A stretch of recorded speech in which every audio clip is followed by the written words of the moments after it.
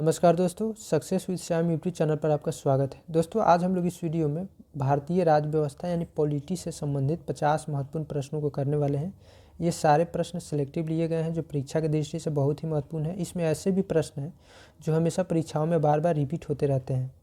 तो चलिए आज का वीडियो शुरू करते हैं। फर्स्ट क्वेश्चन है, संविधान सभा का अस्थायी अध्यक्ष किसे चुना गया था? तो संविधान सभा का अस्थायी अध्यक्ष जो है डॉक्टर राजेंद्र प्रसाद को चुना गया था। इनसे पहले डॉक्टर सच्चिदानंद सिन्हा को भी अस्थायी अध्यक्ष के रूप में संविधान सभा का अध्यक्ष चुना गया था। वे जो थे सच्चिदानंद सिन्हा संविधान सभा के सबसे बुजुर्ग व्यक्ति थे। उनको कुछ समय के लिए संविधान सभा का अस्थायी अध्यक्ष चुना गया था। बाद में डॉक्टर राजेंद्र प्रसाद जी को अस्थायी अध्यक्ष के रूप में चुना गया। डॉक्टर राजेंद्र प्रसाद और सच्चिदानंद सिन्हा दोनों बिहार से ही रिलेटेड थे, बिहार के रहने वाले थे। डॉक्टर राजेंद्र प्रसाद का जन्म सिवान जिला में, बिहार के जो सिवान जिला है उसी में जीरादेई नामक गांव में हुआ था। नेक्स्ट देखते हैं, संविधान सभा का गठन किसके सिफारिश पर किया गया था? तो यह कैबिनेट मिशन के सिफारिश पर किया गया था। इंग्लैंड के द्वारा कैबिनेट मिशन भेजा गया था 1946 ईस्वी में। इसी के सिफारिश पर भारत में संविधान सभा का गठन किया गया था। उसके बाद देखते हैं, संविधान सभा का प्रारूप किसके द्वारा तैयार किया गया था? तो ये संविधान सभा का प्रारूप BN राव के द्वारा तैयार किया गया था।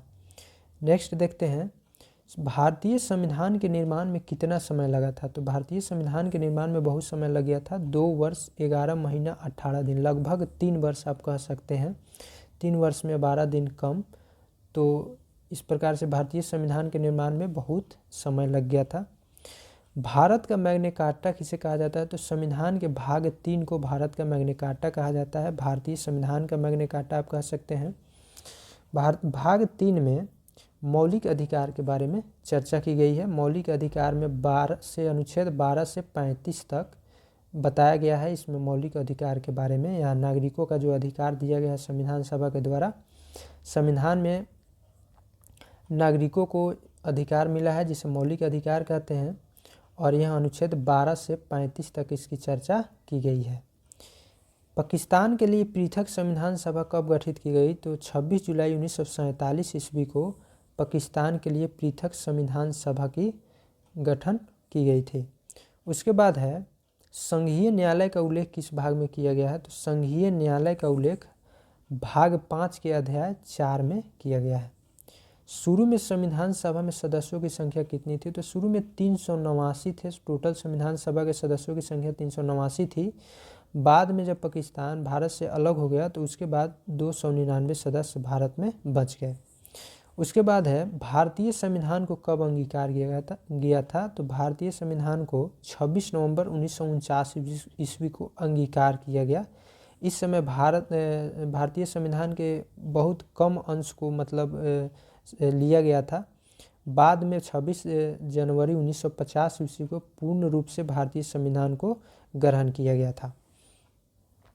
नेक्स्ट है, वर्तमान में संविधान में कितने अनुच्छेद हैं? तो वर्तमान में भारतीय संविधान उसमें 444 से भी ज़्यादा अनुच्छेद हैं। बार बार उसमें संविधान संशोधन होते रहते हैं, जिसके कारण कुछ अनुच्छेद हमेशा बढ़ते रहते हैं। उसी के कारण यहाँ अनुच्छेदों की संख्या 444 से भी अधिक हो गई है। मूल संविधान में अनुच्छेदों की संख्या टोटल 395 थी। बाद में इसमें संशोधन होते होते अनुच्छेदों की संख्या 444 से अधिक हो गई है। नेक्स्ट है, पाकिस्तान के लिए पृथक संविधान सभा की कब गठित की गई थी? तो 26 जुलाई 1947 ईस्वी को पाकिस्तान के लिए पृथक संविधान सभा का गठन किया गया था। भारत की संविधान निर्मात्री सभा में संवैधानिक सलाहकार कौन थे? तो VN राव भारतीय संविधान निर्मात्री सभा के सलाहकार थे, संवैधानिक सलाहकार थे। नेक्स्ट है, संविधान सभा के अस्थायी अध्यक्ष कौन थे? तो यहाँ डॉक्टर सच्चिदानंद सिन्हा थे। इनके बाद डॉक्टर राजेंद्र प्रसाद को अस्थायी अध्यक्ष के रूप में चुना गया था। उसके बाद देखते हैं, देश के विभाजन के बाद संविधान सभा में कितने सदस्य रह गए? तो 299 सदस्य रह गए थे, क्योंकि 90 सदस्य इसमें से 389 सदस्य टोटल, और इसमें से 90 सदस्य कम हो गए और 299 सदस्य टोटल रह गए थे। भारत में, बाकी पाकिस्तान में चले गए। उसके बाद है संविधान के प्रारूप समिति, जिसका गठन 29 अगस्त 1947 ईस्वी को किया गया था। इसके अध्यक्ष कौन थे? तो इसके अध्यक्ष डॉक्टर BR अम्बेडकर यानी भीमराव अम्बेडकर थे। उसके बाद है देश के आज़ाद होने के बाद देश में रियासतों की संख्या कितनी थी? तो देश के आज़ाद होने के बाद टोटल 542 ऐसे रियासत थे जिनको अंग्रेज़ों द्वारा यह कह दिया गया था कि यह अलग भी रह सकते हैं यानी स्वतंत्र रह सकते हैं, या भारत में शामिल हो सकते हैं, या अपना पाकिस्तान में जाकर रह सकते हैं। तो देश के आज़ाद होने के बाद टोटल रियासत की संख्या कितनी थी? तो 542 थी। नेक्स्ट है डॉक्टर राजेंद्र प्रसाद संविधान सभा के अस्थायी अध्यक्ष कब चुने गए? तो इन्हें 11 दिसंबर 1946 ईस्वी को संविधान सभा का अस्थायी अध्यक्ष के रूप में चुना गया था। उसके बाद संविधान के प्रारूप में कितने दिनों तक बहस हुई थी? तो इसमें 114 दिनों तक बहस हुआ था। नेक्स्ट है संपूर्ण संविधान कब लागू हुआ? तो संपूर्ण संविधान 26 जनवरी 1950 ईस्वी को लागू हुआ था। उसके बाद देखते हैं भारतीय संविधान का पिता किसे कहा जाता है? तो डॉक्टर VR अम्बेडकर को भारतीय संविधान का पिता कहा जाता है। संविधान का सबसे बड़ा भाग कौन है? तो 5वां भाग संविधान का सबसे बड़ा भाग है। आगे है भारत के प्रथम कानून मंत्री कौन थे? तो भारत का प्रथम कानून मंत्री डॉक्टर BR अम्बेडकर थे। नंबर 23 है भारतीय संविधान की प्रकृति कैसी है? तो यह एकात्मक और संघात्मक है। भारतीय संविधान की प्रकृति एकात्मक और संघात्मक रूप की है। भारतीय संविधान में मौलिक कर्तव्यों को किस समिति की अनुशंसा पर जोड़ा गया था? तो इसे सरदार स्वर्ण सिंह समिति की अनुशंसा पर भारतीय संविधान में मौलिक कर्तव्यों को शामिल किया गया था। संविधान में किस रियासत के प्रतिनिधियों ने भाग नहीं लिया था? तो संविधान सभा में हैदराबाद रियासत था उसके प्रतिनिधि भाग नहीं लिए थे। उसके बाद है भारतीय संविधान को अर्ध संघीय संविधान किसने कहा था? तो भारतीय संविधान को व्हीयर ने अर्ध संघीय संविधान कहकर संबोधित किया था। उसके बाद है किस अनुच्छेद के तहत अस्पृश्यता का अंत किया गया भारत में? तो अनुच्छेद 17 के तहत भारत में अस्पृश्यता यानी छुआछूत का अंत किया गया। नेक्स्ट देखते हैं संविधान का कुंजी किसे कहा गया है? तो संविधान का कुंजी प्रस्तावना को कहा गया है।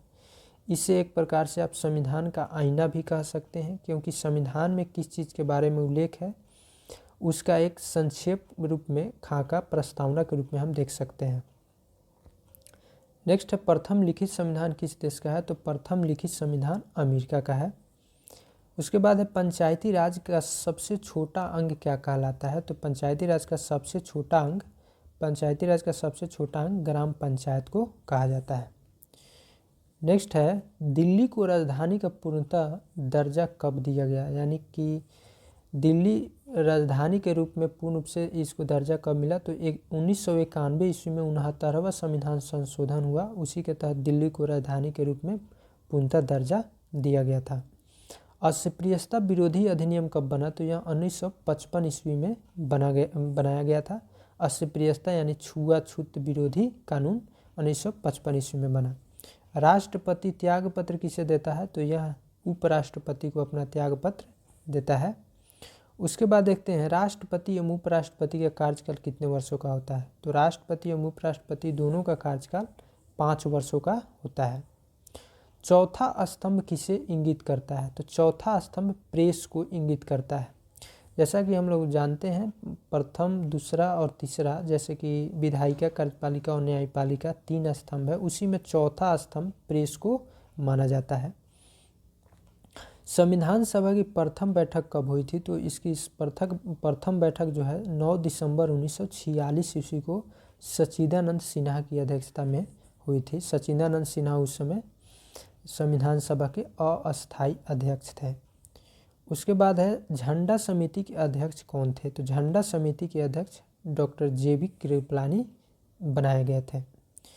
नेक्स्ट है संविधान की प्रस्तावना में धर्मनिरपेक्ष और समाजवादी शब्द कब जोड़ा गया था? तो इसे 42वां संविधान संशोधन 1976 में जो हुआ था इंदिरा गांधी के काल में, उसी के तहत संविधान की प्रस्तावना में धर्मनिरपेक्ष और समाजवादी शब्द जोड़ा गया था।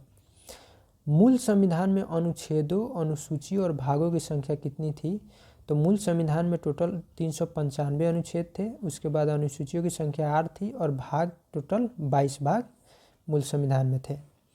नेक्स्ट है, वर्तमान में अनुसूचियों की संख्या कितनी है? तो वर्तमान में अनुसूचियों की संख्या 12 है। उसके बाद है, मूल संविधान में कितने राज्यों का उल्लेख था? तो मूल संविधान में टोटल 14 राज्यों का उल्लेख किया गया है। उस समय टोटल 14 राज्य ही थे भारत में। वर्तमान में भारत में कितने राज्य हैं? तो वर्तमान में टोटल 28 राज्य हैं। इसके पहले भारत में 29 राज्य थे। जम्मू कश्मीर को 2 भागों में बांट दिया गया, यानी जम्मू कश्मीर और लद्दाख 2 टेरिटरी बना दिया गया। उन्हीं टेरिटरी यानी केंद्र शासित प्रदेश के रूप में जम्मू कश्मीर को 2 भागों में बांट दिया गया, जिसके कारण अभी भारत में राज्यों की संख्या 28 है। उसके बाद है, 8वीं अनुसूची में भाषाओं की संख्या कितनी है? तो 8वीं अनुसूची में टोटल 22 भाषाओं को शामिल किया गया है। आगे देखते हैं, B.R. अम्बेडकर ने संविधान की आत्मा किसे कहा है? तो B.R. अम्बेडकर ने संविधान की आत्मा संवैधानिक उपचार के अधिकार को कहा है, यानी कि जो भारत के नागरिकों को मौलिक अधिकार दिया गया है उसके तहत सुप्रीम कोर्ट को, यानी भारत के उच्चतम न्यायालय के संरक्षण में उसका अधिकार दिया गया है कि अगर मौलिक अधिकार का उल्लंघन होता है तो लोग सुप्रीम कोर्ट के अंदर जा सकते हैं, अपनी याचिका दायर कर सकते हैं। संविधान की संप्रभुता किस में निहित है? तो संविधान की संप्रभुता जो है यह जनता में निहित है। जैसा कि हम लोग जानते हैं, प्रस्तावना में पढ़ते हैं हम भारत के लोग, तो यहाँ हम जो है यह भारत के जनता को इंगित करता है। तो इस प्रकार संविधान की संप्रभुता जनता में निहित है। भाषाई आधार पर राज्यों का पुनर्गठन किस संवैधानिक संशोधन के तहत किया गया था? तो यह 7वां संवैधानिक संशोधन के तहत 1956 ईस्वी में जो हुआ था, इसी के अंतर्गत भाषाई आधार पर राज्यों का पुनर्गठन किया गया था। और सबसे पहले आंध्र प्रदेश का पुनर्गठन भाषा के आधार पर हुआ था। उसके बाद देखते हैं, भारतीय संसदीय शासन प्रणाली एवं विधि निर्माण प्रक्रिया जो है कहाँ से ली गई है? तो यह ब्रिटेन की संविधान से ली गई है। प्राण एवं दैहिक स्वतंत्रता किस अनुच्छेद में वर्णित है? तो यह अनुच्छेद 21 में वर्णित है, यह मौलिक अधिकार के अंतर्गत शामिल है। भारत में किस प्रकार के नागरिकता का प्रावधान है? तो भारत में एकल नागरिकता है। उसके बाद है, 73वां संविधान संशोधन किससे संबंधित है? तो यह पंचायती राज व्यवस्था से संबंधित है।